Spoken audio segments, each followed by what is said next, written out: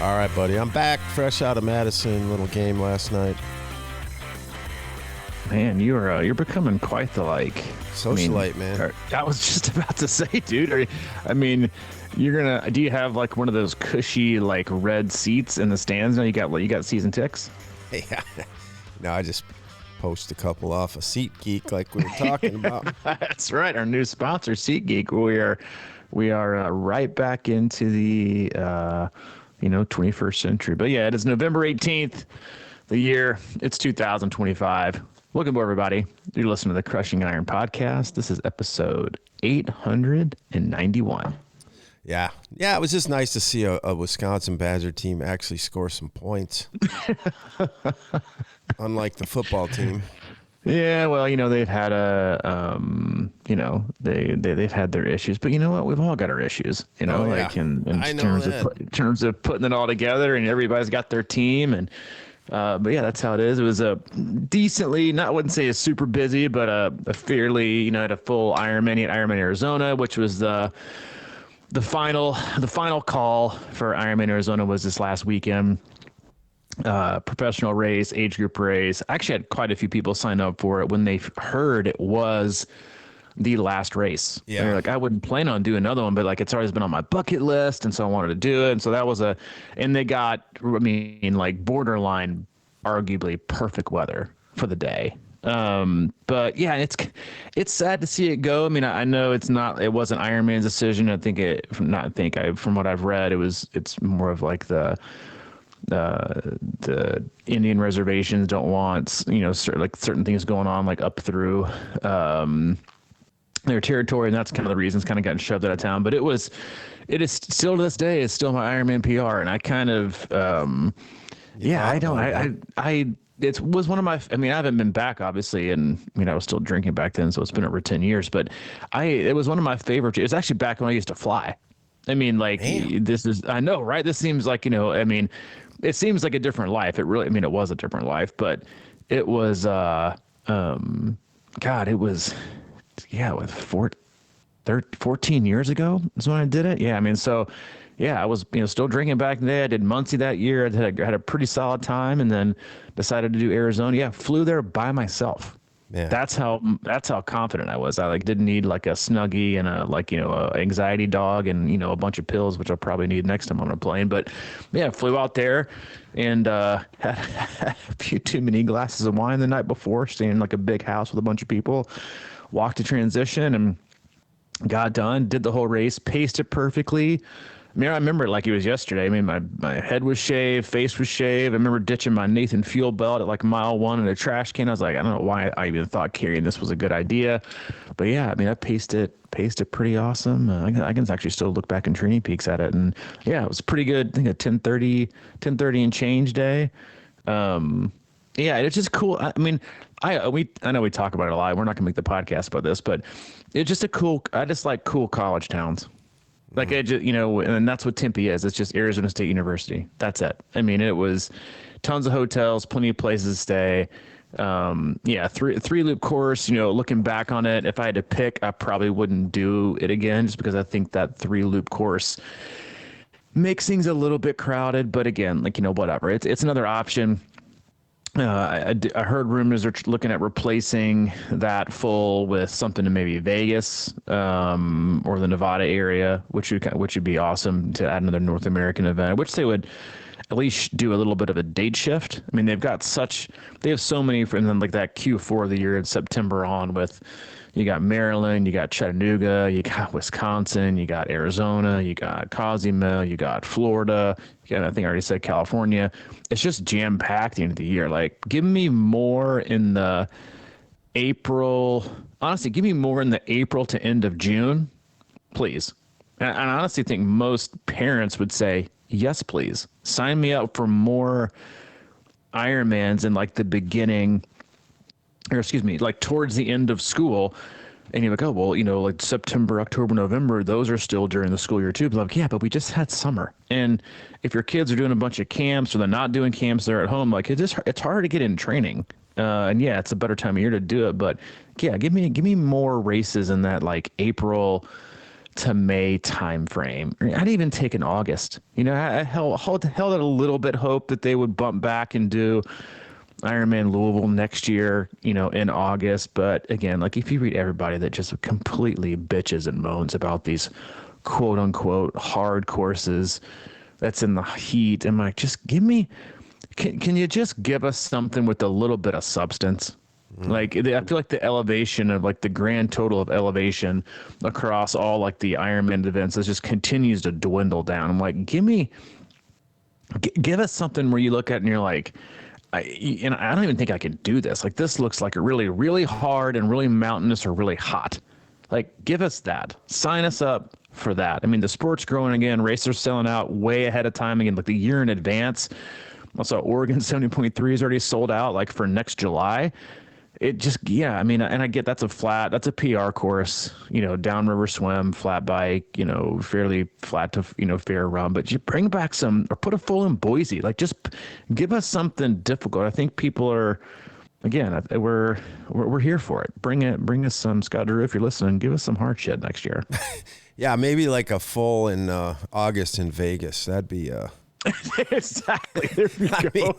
That'd be like on the surface of the sun kind of a thing. And you can't even tell if you're perspiring, right? Because it's so dry. It's so dry out there. You're like, I don't even know what. At least in Louisville, like when they had that one, you walked out of the hotel and you're already like minus 1.5 pounds of water because it's so freaking humid out. So at least you can remind yourself to drink. But yeah, there it's like, you're having to remind yourself because it's so dry. But it's that dry heat. But yeah, come on, spice things up a little bit. See what happens. It's probably not, but whatever. It'd be great to have something of that back on the calendar. There's got to be a percentage of each field that really is kind of craving that, right?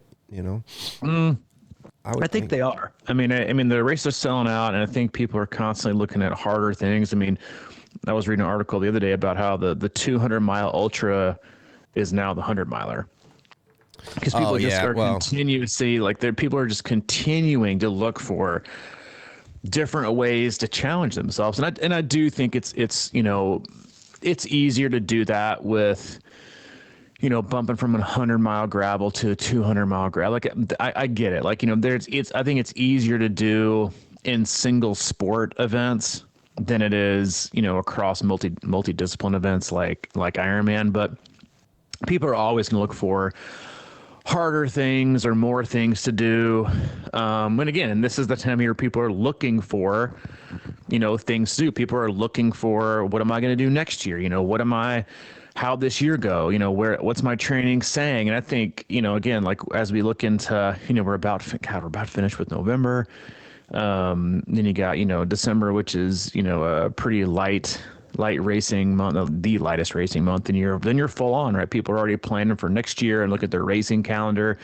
And I didn't really want to make this a topic for today, but now that I'm thinking about it, we get I'm sure you are too, like getting a ton of questions about racing calendar and placement and where do I put this and where do I interfere with this and or vacations and travel and and I've had this conversation a ton.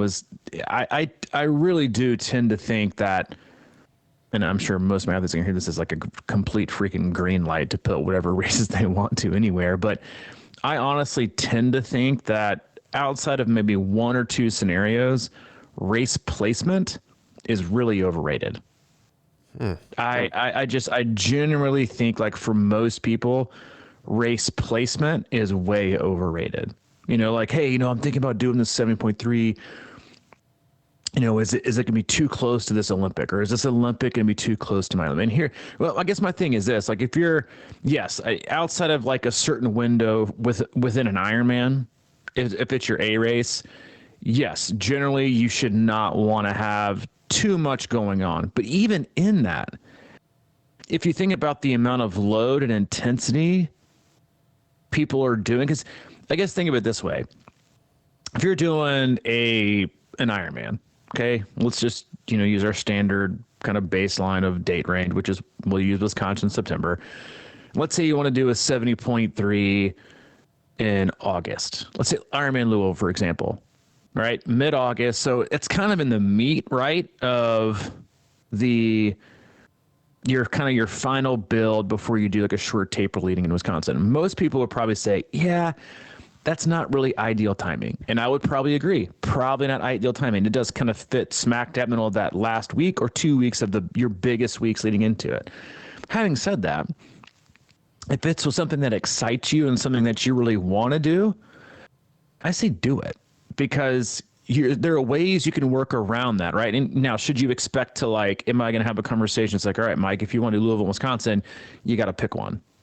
Like, because if you want to do Louisville and you're Karamosa, Wisconsin, then we're pretty much going to train right through it, right? So, but if you look at like weekly hours and intensity, if you do a 70.3 and you only taper for like 2 days and you do the same thing, you do it hard on a little bit of fatigue, the stress for that week is probably going to be more than the stress would have been for a full Ironman week, which you got in a race. Like, and there's all kinds of ways you can do Olympics leading into, like, I actually think an Olympic distance race the weekend before a 70.3 is almost perfect. It's like it's not a lot of distance. It's the perfect amount of intensity. It's kind of like a grade sharpener. But there's also ways to add in, like, all right, you want to do an Olympic this weekend? Then after you're done, if it's on a Saturday, after you're done, go hop on your bike and ride 2 hours, right? Or if it's on a Sunday and you do a long run, like go to the Olympic in the morning and then the PM run for an hour and 15 minutes.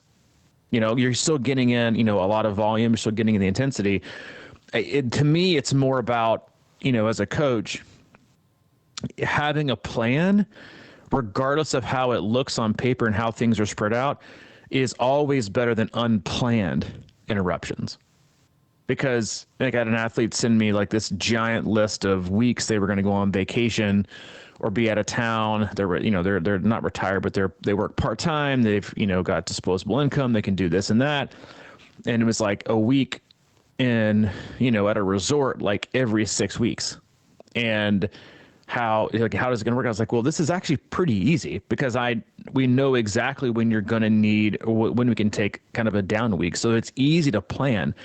As a coach, it's a lot harder to plan for things that you don't know that are coming, right? Like stresses in life, obstacles, the loss of a job, the movement, or you get a promotion, you get moved to different cities, a kid picks up a different sport and now it's totally changed up your entire, after school and weekend, and now you're traveling and you didn't expect it. Or, your wife gets a promotion and now you've decided to work at home or stay at home with the kids. And that it's the unexpected stuff that's the hardest to kind of pivot on.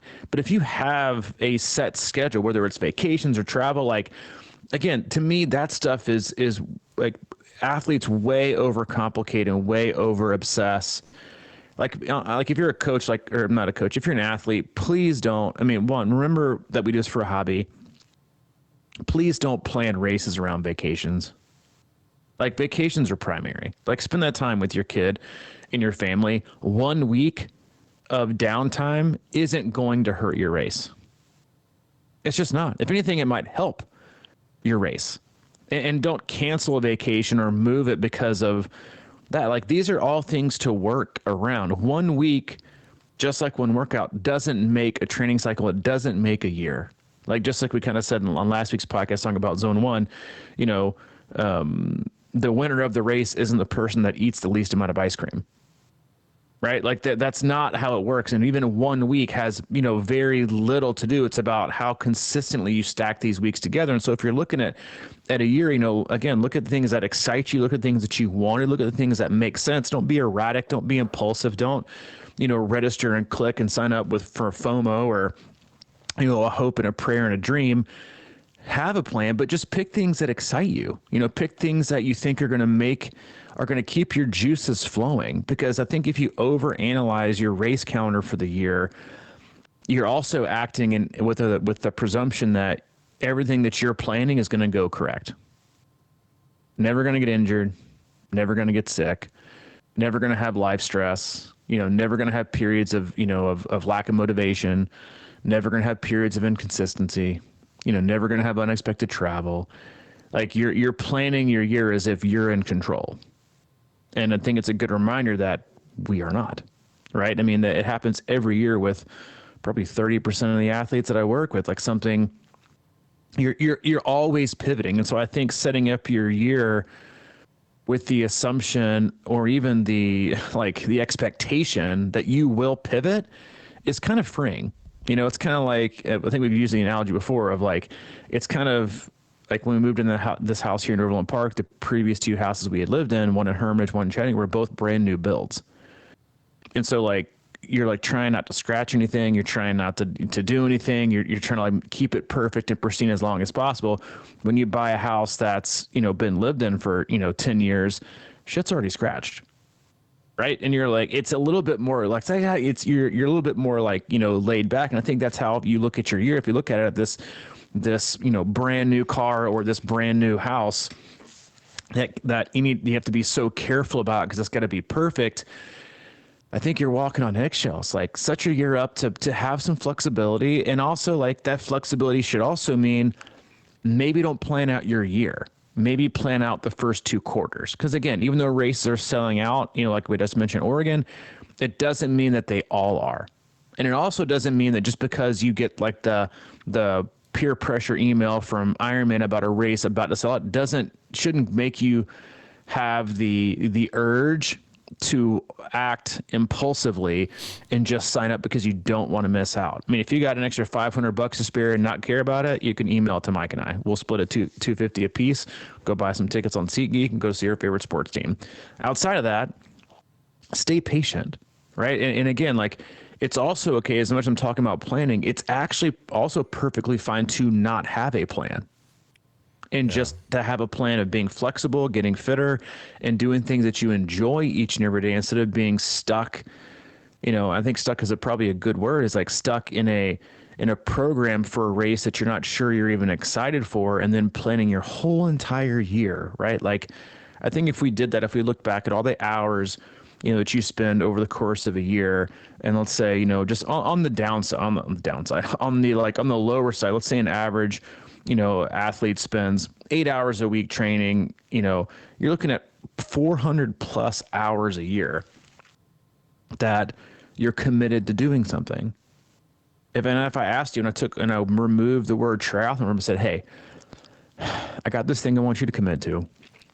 I'm not even sure you're going to be all in for it. It's going to take a lot of time. And really all I need from you this year is 400 hours. You should be like, go fuck off. Yeah, you'd be like, no, I've got better things I want to do with my time. That's a lot of a commitment to 400 hours, right? It's got a little bit of stress. And I'm definitely going to need some more money as we get going. Some hotel reservations, some time away. Like, I know it's not a big ask. It's just 400 plus hours. That's it. But I got a medal for you.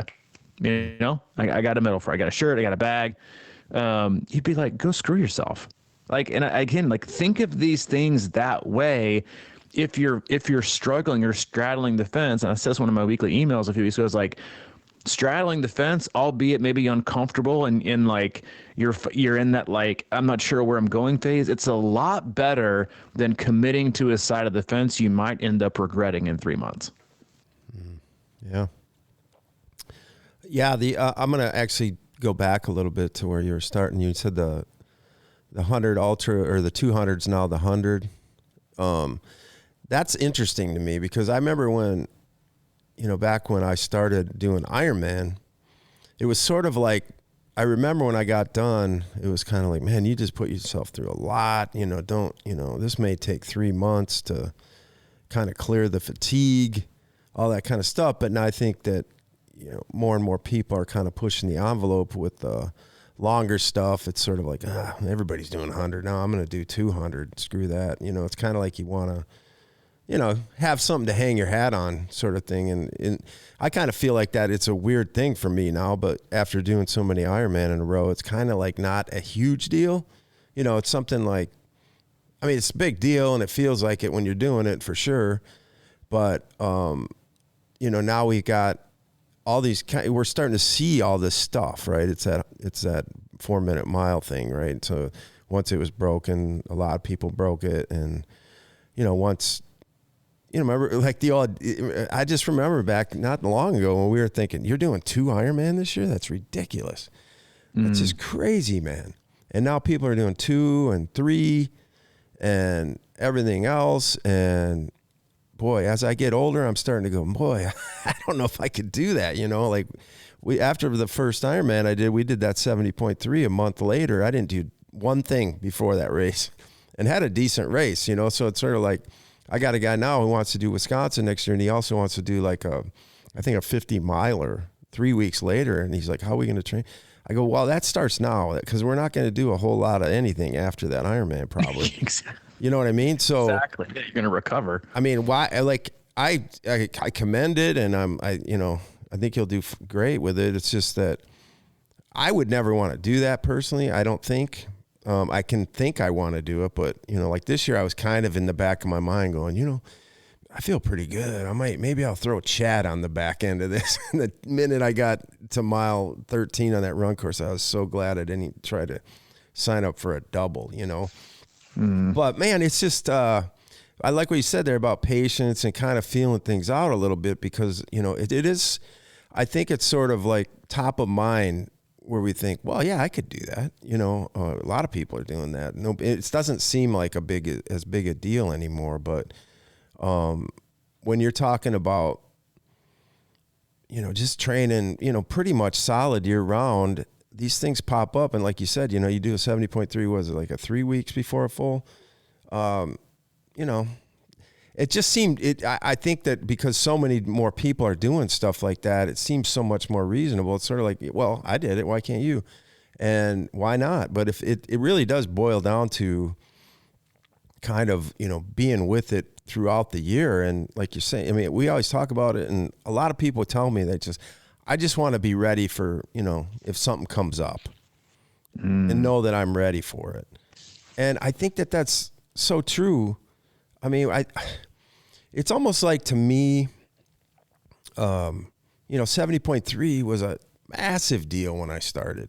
And now I just think people are throwing it away like it's a little holy or something, like, I know, right? It's just that way now. And I think that's a lot of mental stuff, because it just doesn't intimidate people as much after they do them. They see more people doing them. It's just kind of more frequent out there. I do think, though, that you got to watch yourself, because it's so tempting to kind of put yourself in that grinder. And remember, we used to talk, you got like 1 or 2 matches a year to burn, and now people are just burning like 6. And it's like, the older I get, the more I start thinking about, like, wow, yeah, I could do that. I think I still could, but I don't know if I want to, because you're in danger zone sometimes. Or you get that big year, and then people, one of the saddest things is when people just kind of get through their Ironman and then I never see a workout from them again or whatever. It's sort of like they just kind of one and done it, and they're like, that isn't for me. It didn't feel right or whatever. But I suppose the more people that are in it year round, and it's just kind of part of what they do, like your 400 hours, it's just kind of their job or whatever, their part-time job, and they just like it and they're ready for it. And it's not as big of an impact on them or something like that. But I just find that fascinating that we always, everybody's always pushing the envelope up, and up. So like, maybe I could do 3 70.3s in 1 week or 1 month, or something like that. But I don't know. Yeah. I mean, I even think, maybe think of it this way, your race calendar in like the condensed form of it, or the length and the intensity of the races you're committing to do is just like, the amount of weight you might want to put on a barbell, right? Like the right amount will build strength. Too much crushes form and allows for failure because it's too much. And even if you look at like, arguably, I think like the best performances of the year across the professional sports, like Lucy Charles Barkley, she raced less at 70.3 Worlds than a lot of these athletes did, and a lot of them. And that's the thing, right? Is like it's on the pro field that there's so many extra races now. I think a lot of people are just they're racing well here and there for a lot of 4ths and 5ths, and maybe accumulating a lot of points and money. But I mean, you look at the World Championships across both distances, they were very, very, very strategic in their placement with races and what their focus was for the year. and they didn't do anything leading up to it that might impact their build negatively. Right. And again, like, we're not pro athletes, but if you really, that's a decision the athlete has to make. Like, just like you said, if you want to do a 50 miler after an Ironman, guess what? Go for it. Right. Your Ironman is going to be like your last big training day, right before your 50 miler. Is it going to make for a great, awesome 50 miler? No. But you can still do it. And if that's fun for you and that's exciting for you and it kind of gets you going and you just want to do it, then do it. But that's something that you have to, I think, fully own as your identity for the year. Maybe not for the year. Maybe that's too dramatic. But for these races, what do you really want to accomplish? And I think that's an issue that a lot of athletes have, is they go through an identity crisis like 3 to 4 times during the year. And to me, that's the biggest, impediment to progress in what they really want to achieve, right? And it's like Lionel Sanders, illness. Like you're one thing one week and then one thing another, and you're never as good as you're ever going to be because you keep, going back and forth from both sides of the fence.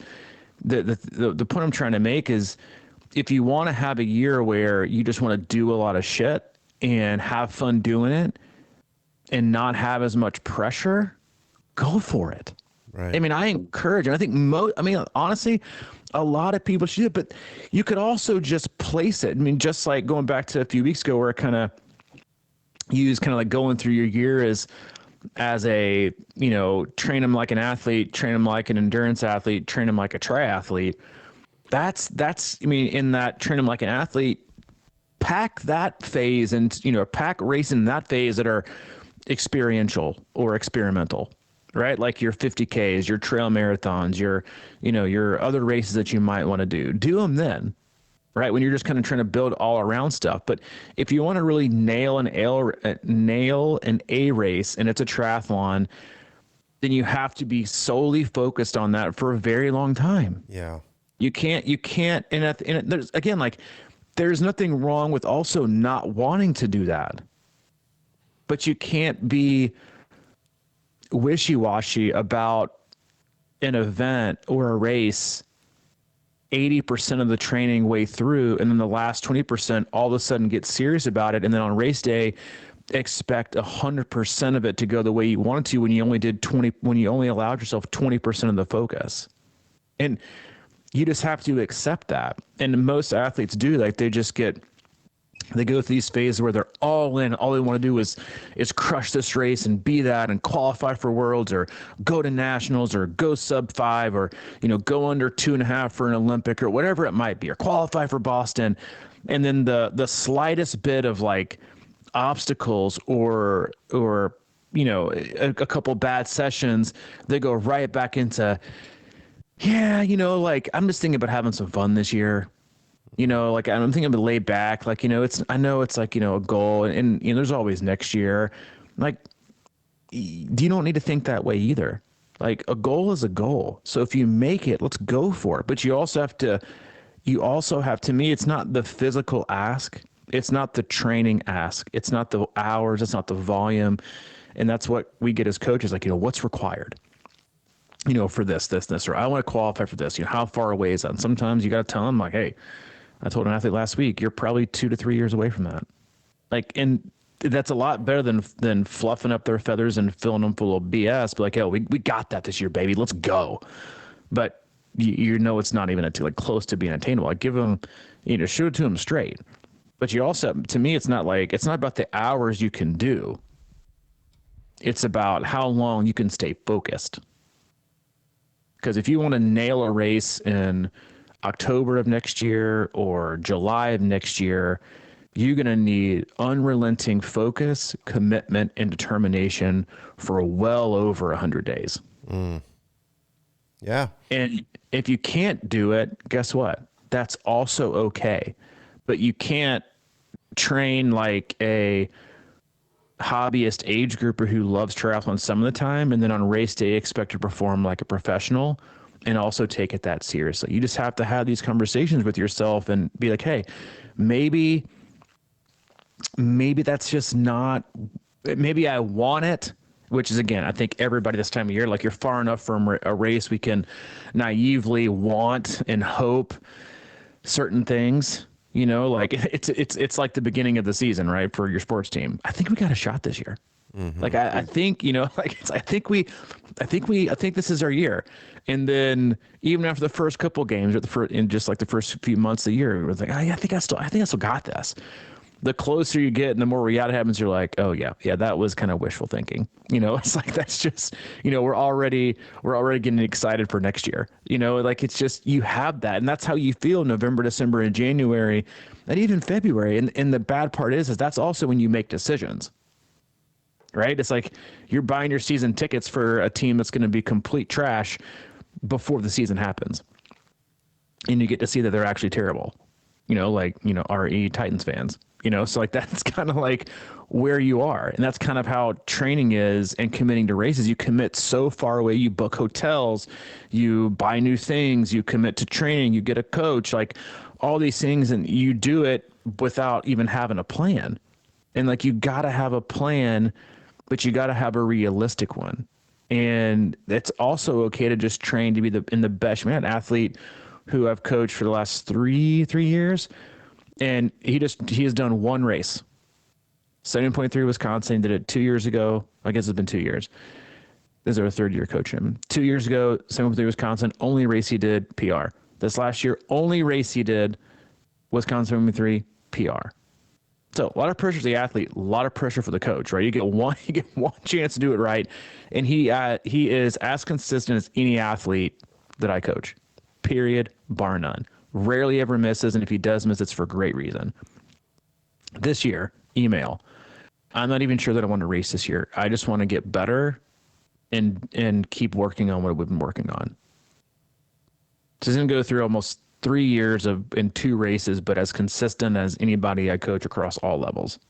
Like, that's and the reasoning was admirable and thoughtful.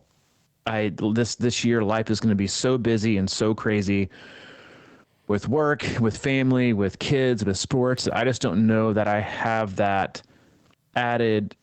room for the added element of a deadline, which is a race, right? We look at races as expiration dates, as deadlines.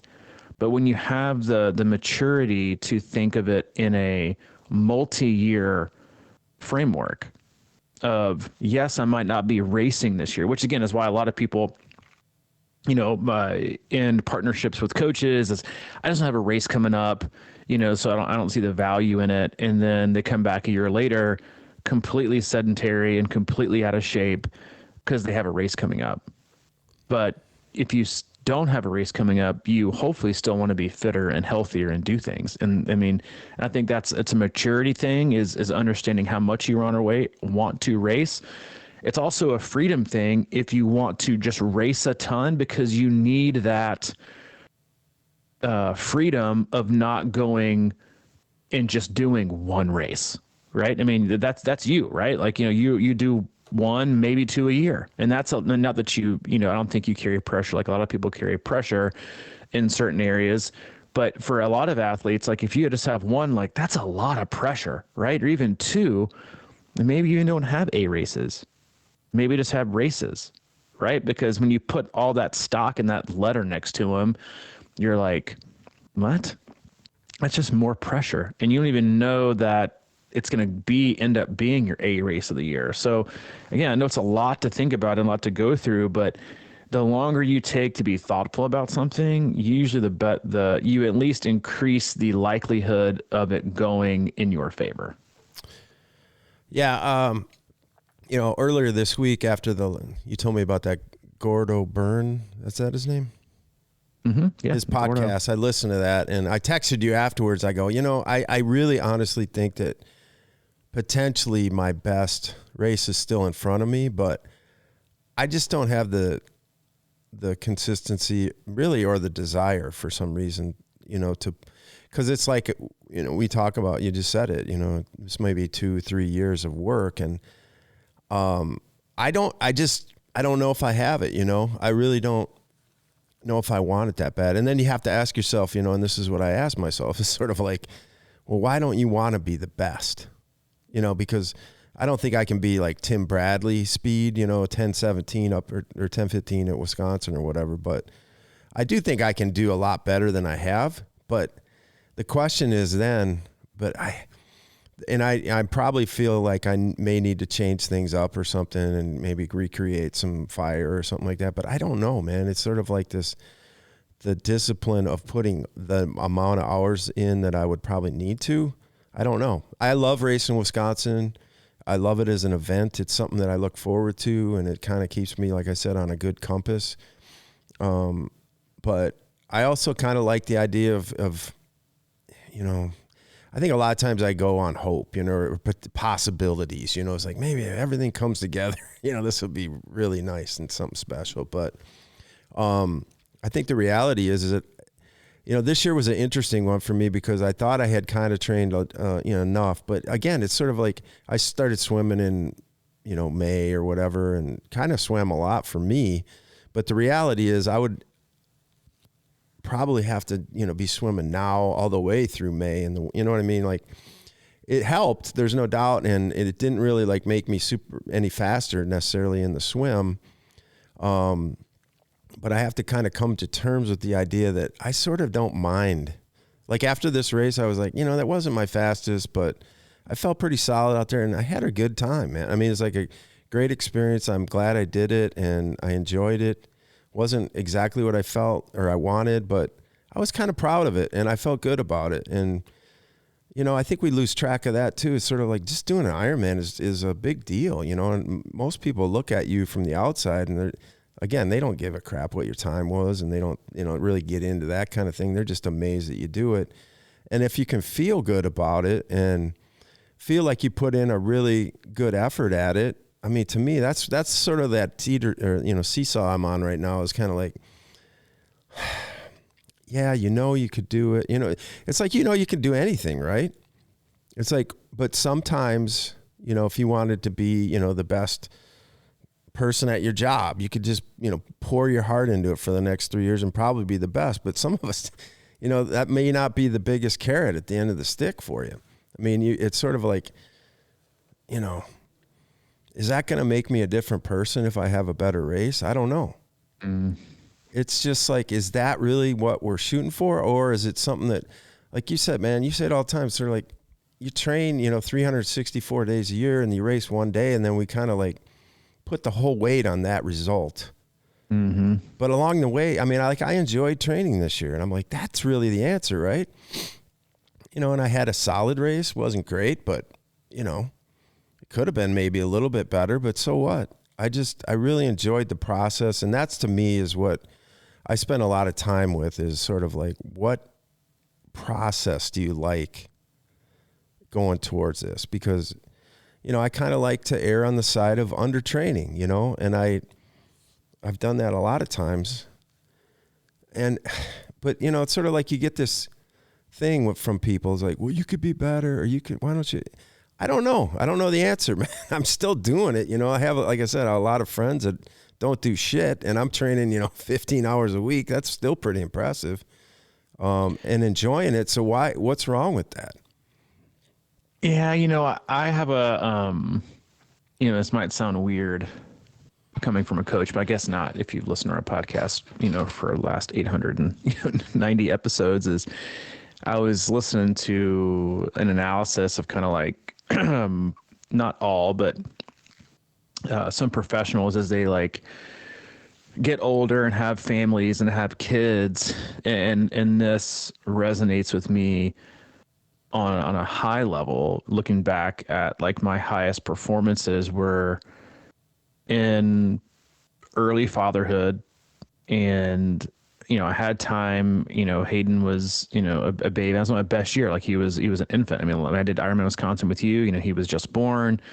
Probably not my fastest Ironman, but one of my best. I mean, over the course, like if you did like graded course adjustments, yeah, it was 6 minutes slower than Arizona, on a much tougher course. So probably my best performance in a full. And then that year I went, I was on a podium at Chat 7.3 and had, a bunch of 4.3s, like really, really good. But then the older he's gotten, the harder it is to be like, yeah, I'd rather go. And yes, you can wake up earlier, right? So I was like, you can wake up earlier at 4, and there's always ways to do things, and there is. But I also like to sleep and feel good during the day. And I mean, for the record, and most people know this, I go to bed pretty early. Yeah. I'm in bed at 8:30, baby. But I like my sleep; makes me feel gooder, and it's better for my health. But I'm at the point now, like, yes, and weekends are busy, and hockey season is here, but it's harder to, when he was a baby, yeah, like hop on the trainer for 3 hours or whatever, doing a hard workout, like, you weren't missing much. Like, we weren't having conversations, we weren't doing anything. You just kind of laying there, and you get home, and you're like, all right, how much did you cry, and how many diapers you got to change? That's kind of like what it is. So you're like, please get me out. And now we do shit together. We go on bike rides together. We watch hockey games and football games together. Like, we interact a ton. He's like my best friend. He's 9 years old, and like he's at that like. So the conversation in my head of like, all right, you can go do a long ride, or you can hang out with, your son who you have limited time with for the, go off to, college and do whatever. Like, those conversations become a lot harder. And so just like something like, yeah, well, you could be better if you did this, but like, better how? Like, better on that one day, right? Like, better performance wise on one day of the year in your triathlon. Or you could be a little bit slower. And even like going back to swimming, like swimming is still the most resistant thing for me to do. But if not committing to swimming, but committing to cycling and running keeps me in the sport and it keeps me headed in a good direction, then trying to overcommit to all three, then that's a net win. Because, committing to 2 and not 3 and just to kind of occasionally doing it and not burning myself out would come back to bite me on race day. In the swim, maybe a little bit, but maybe I'll have like a total upside on the bike in the run because I've done more training and been more consistent. Everything in life is a trade-off. And yes, could we always be better at all things we do? For sure. But everything that you want to be better at requires sacrifice or the addition of time, which means the removal of time in another area. Right? Like, yeah, could you have skipped the basketball game last night and done an hour and a half trainer ride, hashtag 2026? Sure. But you had a much better time at the basketball game. Well, yeah. yeah. And so, like, I think when we go back and we look at like how to plan our year, and I ask this sometimes, like, what are you willing to sacrifice? A lot of times you'd be like, what are you not willing to sacrifice? Well, I'm not willing to sacrifice missing, games that Hayden plays in. I'm not willing to do that. And if that means missing, if that's an 8 o'clock start and it means not getting up early to get it, and then we have something today, that means not doing anything.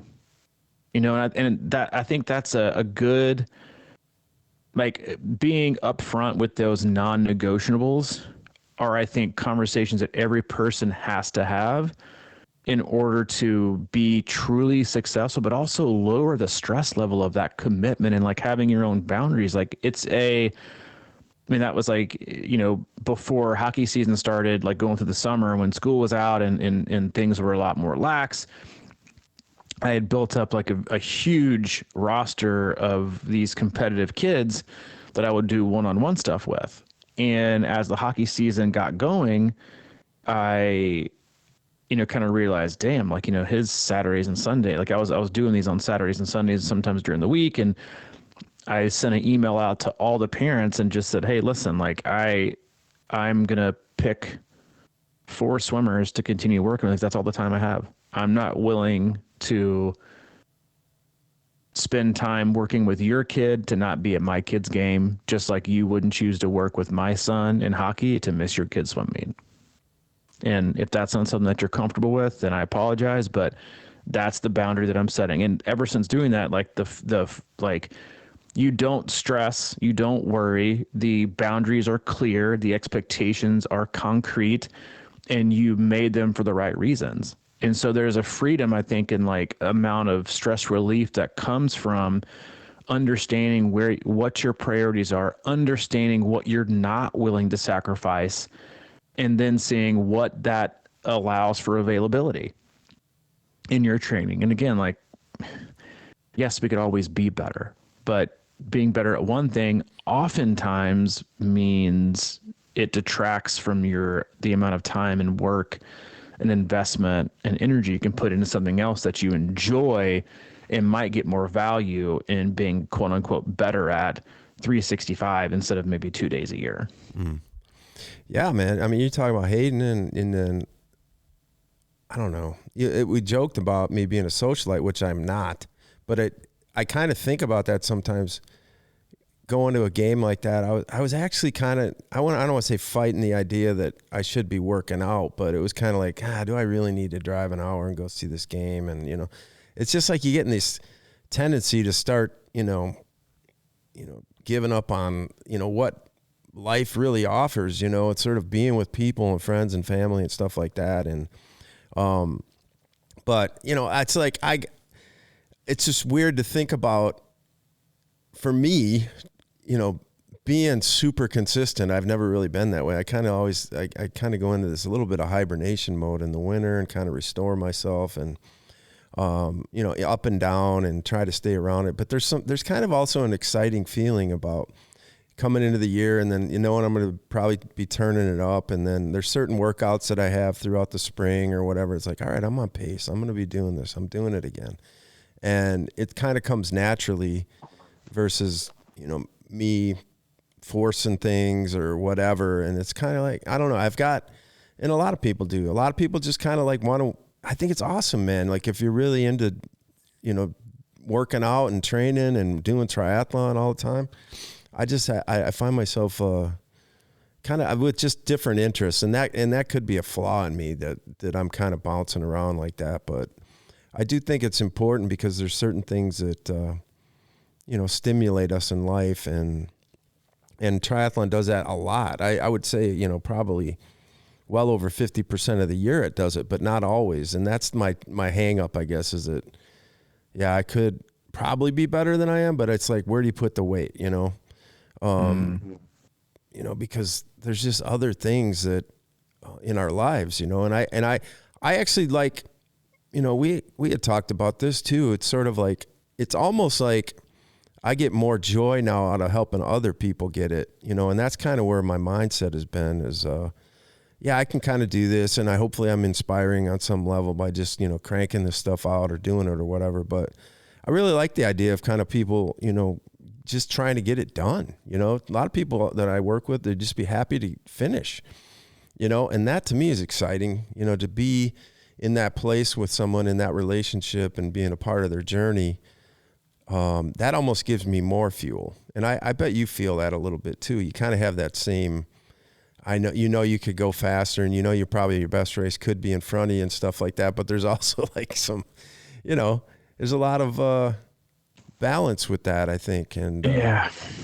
And you said it, I mean, perfectly. And I had this not conversation, but an email exchange yesterday with an athlete, and one of the phrases I used was, because I'm with you, like, I and that's being a coach, right? You love, and you get almost more excited for your athletes. Not almost, you get more excited and like almost invested in your athletes' achievements and things than your own. That's part of the job. And that's what makes coaches a coach. But I also told this athlete, I said they were struggling with making excuses and not making it to the start line. And that's something I struggled with the last few years. And I said, I'm on a path to hopefully change that this year. My biggest goal is to not fall victim to the self-righteous excuse.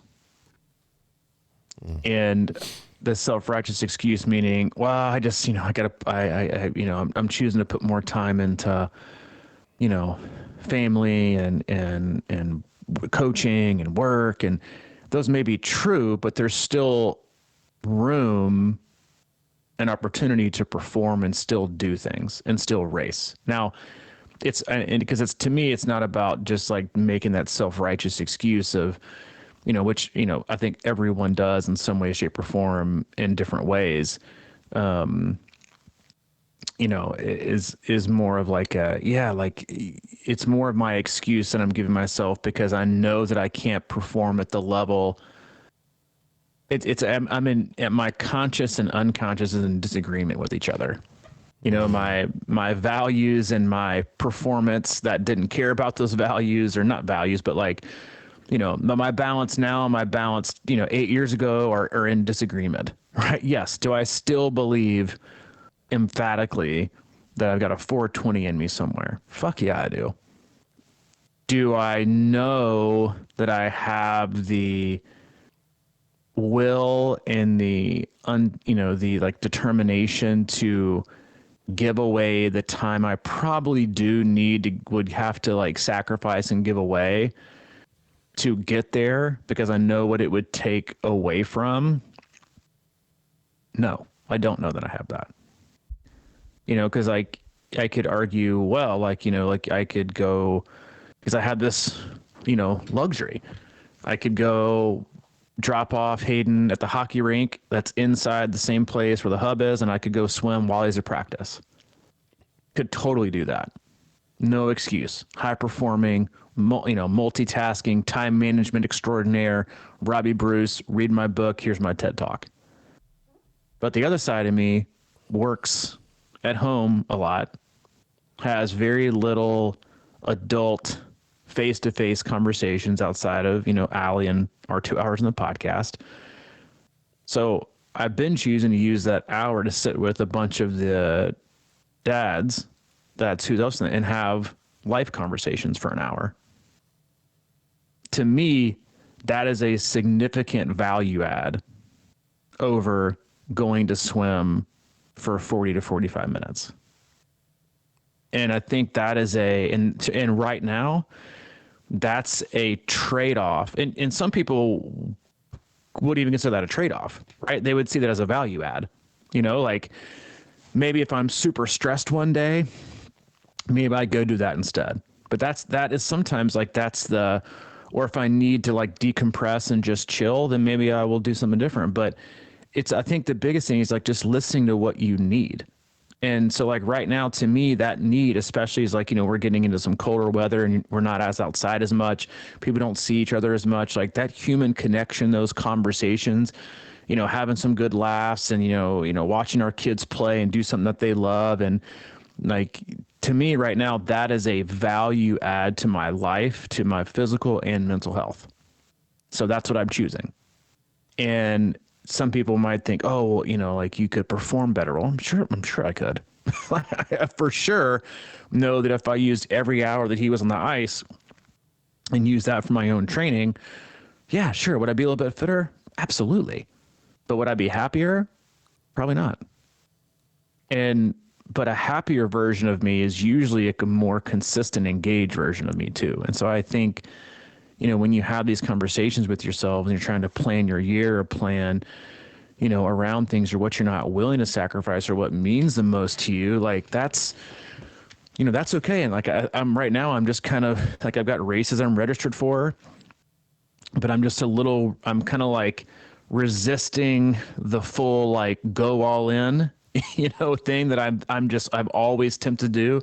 I haven't planned out a single session past the minute, for a lot of stuff, like I've just done it and been non-committal, but been a little all over the place with what I'm in and what I do each day.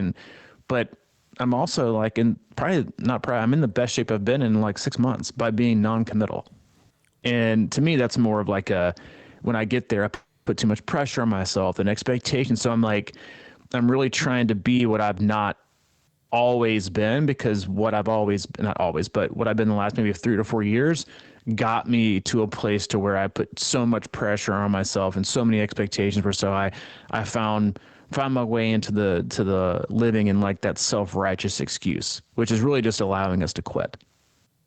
And that's my goal this year, is to not find myself in that category, but to continue to be non-committal while flirting with, I want to, I'm completely fine flirting with all these races up till about 3 weeks out, and then asking them to go steady. And hell, maybe even race week, like, hey, you want to meet the parents? Like that. I'm trying to keep things at that much of a distance because, I want to stay in that honeymoon phase with my training. I want to stay in that infatuation phase. I don't want to get to where you're like, oh yeah, you're a freaking Patriots fan, I'm out. Like those are the kind of things that, you gotta be wary of. Nobody wants to date a Patriots fan. Yeah, I mean, there's a lot there. We can wrap it up. I just, last week I was going pretty hard. I was pretty consistent, and I could feel myself getting that fatigue and that kind of like that almost resentment about it. And I just decided I'm taking a couple of days off. And my buddy came up. He coaches high school football. We were looking, talking about defensive schemes and things like that. It was just like an all day kind of thing, and it just like rejuvenated me, like in a that connection sort of way.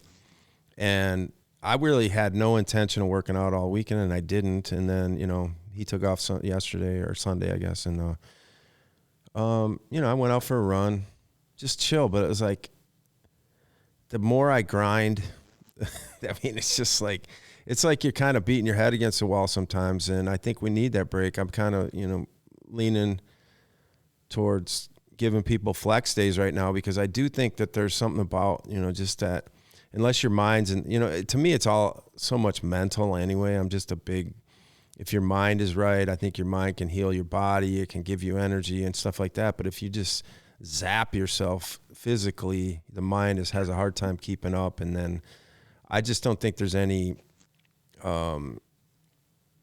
benefit sometimes from always fighting through, It's like, if you're going to be training and you like the sport, it should be fairly enjoyable, a lot of the time. And it is. And it's like when I get towards, June, July, August, I start looking at that schedule and seeing workouts. I feel like nailing them, but I don't always feel like nailing them up until then. Like you're saying, it's like, all right, that's the challenge. I feel good. I feel like I'm in a spot to go after this. And then you start trying to lay it in there and being solid with everything. But it kind of comes, ebbs and flows. And there's times when I can't force it anymore. I don't want to force training or life, really. And I mean, that's the thing is like, that. And I think, we'll close it out. But, when you're looking for, what to do next year, again, like, what do you really, really want to do? What do you want to get out of it? And make it more about what you want to do in life or what your non-negotiables are. And like, yeah, does it fit? If it fits, if it doesn't, if you can at least just come to terms with, you might not do as much, that's perfectly fine, because then you're going to be committed to that. You're not going to always be living week to week off. Oh yeah, I wish I was doing more. I gotta hurry up and drop them off at hockey. I gotta rush the pool, and I gotta rush back, and then I'm rushed, and then I'm tired. It's just keep moving, and keep focused, and and probably like your best stuff's probably ahead of you. If you can find that, balance, because the way that you've always done things doesn't have to be the way you do things going forward. And it also doesn't mean you are going to get worse or slower. It very well could be you just actually get significantly faster with this new freedom and balance and understanding. Yeah, I like that, to find what you really want from all this. Mm-hmm. Yeah, and that's our top 10 ways to have a better, faster Olympic distance try in 2026. Try marketing 101, baby. As always, we love you guys. We appreciate you. Go to our website, c26triathlon.com, is our one-stop shop for all things coaching, camps, and community. If you need anything from Mike, he is available, Mike at c26triathlon.com. If you need anything from me, Robbie at c26triathlon.com. All right, man. All right, dude. Check you later. Okay. See you.